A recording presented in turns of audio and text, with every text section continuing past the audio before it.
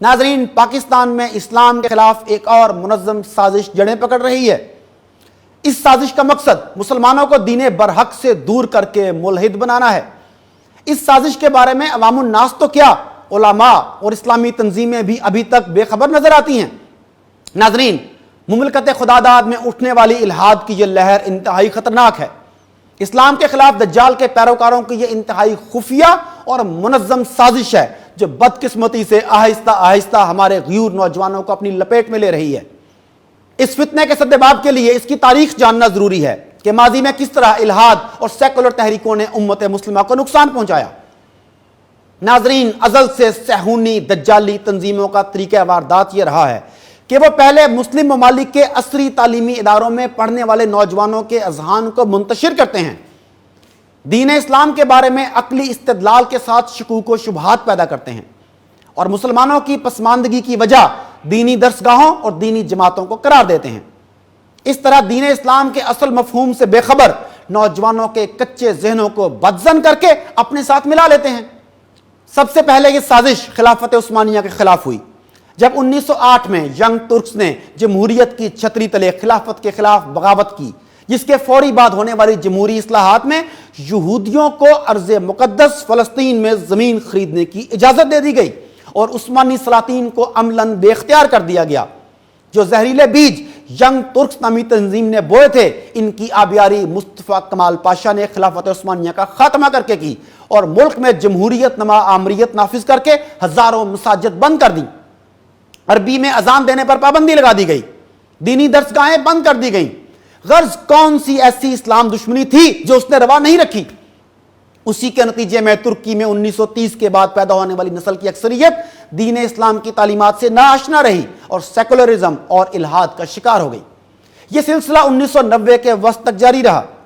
ابلیس کے پیروکاروں نے یہی طریقہ مصر میں بھی اختیار کیا، جہاں جمہوریت اور سیکولرزم کے پردے میں الحادی نظریات پھیلائے گئے۔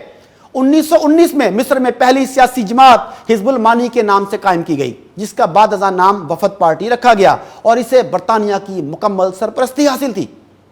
اس جماعت نے اسلامی تہذیب و تمدن کی بجائے فرعین مصر کے زمانے کو مصر کا اثر کلچر قرار دیا، مسلمان کی بجائے اپنی شناخت بطور عرب اپنائی اور اسلامی نظام کا تمسخر اڑا کر مصری نوجوانوں میں الحاد پھیلایا، جس کے بعد مصر میں سیکولر آمریت کا تاریک ترین دور شروع ہوا اور مصری مسلمانوں نے جمال عبد الناصر، انور سادات اور حسنی مبارک کے مظالم 6 دہائیوں تک برداشت کیے۔ ظلم کے بدترین ادوار میں ہزاروں اسلام پسندوں کو پھانسی دی گئی، ہزاروں کلمہ گو لاپتہ کر دیے گئے، سید قطب جیسے جید عالم دین کو پھانسی دی گئی اور آج بھی مصر میں السیسی جیسا اسلام دشمن عامر حکمران ہے۔ ناظرین، الارمنگ بات یہ ہے کہ ترکی و مصر میں صہیونیوں نے جو سازش کی، وہی ناپاک سازش اب پاکستان میں بھی دہرائی جا رہی ہے۔ ابلیس کے چیلے اپنی بساط بچا چکے ہیں۔ اسلامیہ نے پاکستان کے خلاف انتہائی گھناؤنی سازش تیار کی جا چکی ہے۔ ہمارے بچوں کو ملحد بنانے کا آغاز ہو چکا، باطل قوتیں اہل حق کے خلاف صف آرا ہو چکی ہیں، مگر افسوس پاکستان کے مسلمان ابھی تک اس ناپاک سازش سے بے خبر دکھائی دیتے ہیں۔ صہیونی شہ دماغوں نے اپنی کفریہ نظریات کو پھیلانے کے لیے جدید ذرائع ابلاغ کو اپنا ہتھیار بنایا ہے۔ پاکستان کی 60% سے زائد آبادی کی عمر 30 سال سے کم ہے، یعنی یہ آبادی نوجوانوں پر مشتمل ہے اور پاکستان میں کم و بیش تمام نوجوان انٹرنیٹ استعمال کرتے ہیں۔ ان کا مقصد اس انٹرنیٹ کے ذریعے بھی انہی نوجوانوں کو گمراہ کرنا ہے، اور اس میں بھی سب سے پہلے وہ نوجوان ان کا ہدف ہیں جو انتہائی پڑھے لکھے ہیں، جن کا تعلق اہل ثروت یا مڈل کلاس گھرانوں سے ہے اور جن کے مستقبل میں اعلیٰ سرکاری عہدوں تک پہنچنے کے امکانات روشن ہیں۔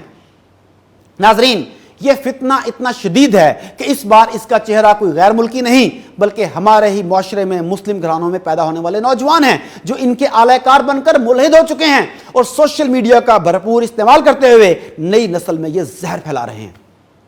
ان میں سر فہرست حارث سلطان، عبداللہ گوندل، عبداللہ سمیر، سعدیہ حمید اور علی ملک جیسے ملحدین شامل ہیں۔ یہ وہ لوگ ہیں جو پاکستان کے مسلمان گھرانوں میں پیدا ہوئے، جن کی تربیت دیگر بچوں کی طرح بطور مسلمان کی ہوئی۔ وہ اسی معاشرے کا حصہ تھے، مگر ان کے دلوں پر پردہ پڑ گیا اور اب یہ یورپی ممالک میں بیٹھ کر پاکستان میں الحاد پھیلانے کے روح رواں ہیں۔ حارث سلطان نامی مشہور ملحد کا آبائی تعلق لاہور سے ہے اور یہ یوٹیوب پر پاکستانی ملحد اور حارث سلطان کے نام سے 2 انگریزی اور اردو زبان کے چینل چلا رہا ہے۔ اس کے ہزاروں فالوورز ہیں۔ اس کے ساتھ ساتھ یہ فیس بک، انسٹاگرام اور ٹویٹر پر بھی متحرک ہے اور شیطانی عقلی استدلال اور من گھڑت روایات کے ساتھ نوجوانوں کو ملحد بنانے کی ناپاک کوشش کر رہا ہے۔ جبکہ یہ انگریزی میں جس کتاب کے ذریعے زہر اگل چکا ہے اس کا نام ہے the curse of God why I left Islam. برطانیہ میں مقیم علی ملک اور سعدیہ حمید نامی ملحدہ یوٹیوب پر پاک ایتھسٹ نامی چینل سے اسلام کے خلاف محاذ بنائے ہوئے ہیں اور دنیا بھر میں پھیلے پاکستانی ملحدوں سے رابطے میں ہیں۔ عبداللہ سمیر نامی ملحد جو پہلے اسلام کی تبلیغ کا دعوے دار تھا اب اسلام کے خلاف صف آ رہا ہے اور اس کے بھی ہزاروں سبسکرائبرز ہیں اور ان کی تعداد ہر گزرتے دن کے ساتھ بڑھتی جا رہی ہے۔ اسی طرح عبداللہ گوندل اور دیگر ملحدین بھی سوشل میڈیا کے تمام دستیاب پلیٹ فارمز پر پوری طرح متحرک ہیں اور عقیدہ توحید، سیدنا کریم اور احادیث کا تمسخر اڑا رہے ہیں اور معاذ اللہ نبی رحمت صلی اللہ علیہ وآلہ وسلم کی ذات اقدس پر بھی رقیق حملے کر رہے ہیں۔ ناظرین، یہ چند تو وہ ملحدین ہیں جو پاکستان میں الحاد کا چہرہ بنے ہوئے ہیں، جبکہ ان کے پس پردہ اسلام کے ازلی دشمن صہیونی و دجالی ہیں۔ اور سب سے تشویشناک بات یہ ہے کہ غیر سرکاری تنظیموں کی جانب سے پاکستان میں الحاد کی شرح خطرناک حد تک بڑھنے کے اعداد و شمار پیش کیے جا چکے ہیں، جبکہ ملحدین کی اصل تعداد اور ایسے کوئی حتمی اعداد و شمار موجود نہیں کہ پاکستان میں کتنی بڑی تعداد میں لوگ ان کا شکار ہو چکے ہیں۔ یہ ہمارے درمیان مختلف کالجز، یونیورسٹیز اور سرکاری اور نجی دفاتر میں موجود ہیں اور خفیہ طریقے سے اپنی سرگرمیاں جاری رکھے ہوئے ہیں۔ مسلمان بھائیوں، الحاد کا یہ طوفان ہمارے دروازے تک پہنچ چکا ہے۔ اگر ہم نے اس کے آگے بند نہ باندھا، اس کا فوری سدباب نہ کیا تو یہ ہمارے نوجوانوں سے ان کی سب سے قیمتی چیز، ان کا ایمان چھین لے گا۔ ہمیں اس فتنے کو پھیلنے سے روکنا ہے۔ اس کی سب سے بڑی ذمہ داری علماء کرام اور دینی جماعتوں پر عائد ہوتی ہے۔ درد دل رکھنے والے صاحبان علم اور علماء کرام کو بھی اس حوالے سے خصوصی کردار ادا کرنا ہوگا۔ صرف اتنا کہہ دینے سے کہ اسلام کی فطرت میں قدرت نے لچک دی ہے، اتنا ہی یہ ابھرے گا جتنا کہ دبا دیں گے، نہیں ناظرین، نہیں، ایسے مسائل حل نہیں ہوں گے۔ ماضی کے فتنوں کے خلاف اپنی کامیابیاں بیان کرنے سے بھی امت کو درپیش مسائل حل نہیں ہوں گے، بلکہ اگر ہم فتنہ الحاد کا مکمل خاتمہ چاہتے ہیں تو سب سے پہلے ہمیں ان کا طریقہ واردات سمجھنے کی ضرورت ہے۔ مناظروں، مجادلوں اور مباحثوں کا زمانہ بیت چکا۔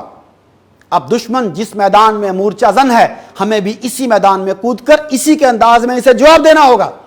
سوشل میڈیا ٹیمز بنانا ہوں گی جو دن رات اس فتنے پر نظر رکھیں۔ جن عقلی استدلالوں اور من گھڑت روایات کی بنا پر یہ اسلام کے خلاف بولتے ہیں، ان کا رد کرنا ہوگا۔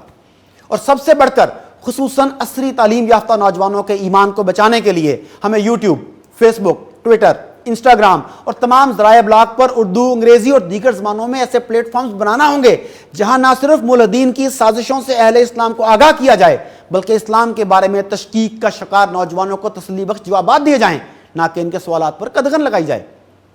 ہمیں کالجز اور جامعات میں بھی اسلام پسند نوجوانوں کے اسٹڈی سرکلز بنانا ہوں گے جو اپنے ارد گرد الحادی اور سیکولر خیالات کے حامل نوجوانوں پر نظر رکھیں اور نہ صرف انہیں آسن انداز میں دعوت دین دیں بلکہ ان پر خصوصی نظر بھی رکھیں۔ یاد رکھیے، اگر ہم اشتعال کا شکار ہوئے تو اس کا فائدہ بھی انہی ملحدین کو ہوگا۔ اس فتنے کا رد فہم و فراست اور انہی کے پروپیگنڈا ہتھیاروں کو انہی کے خلاف استعمال کر کے علم کی روشنی میں کیا جا سکتا ہے۔ ہوشیار ہو جائیں کہ دشمن صف بندی کر چکا ہے، ہزاروں لاکھوں مسلمانوں کا ایمان خطرے میں ہے۔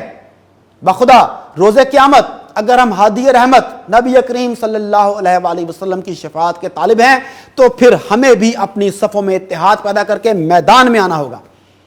اللہ پاک ہم سب کے ایمان کی حفاظت فرمائے اور ہمارا حامی و ناصر ہو۔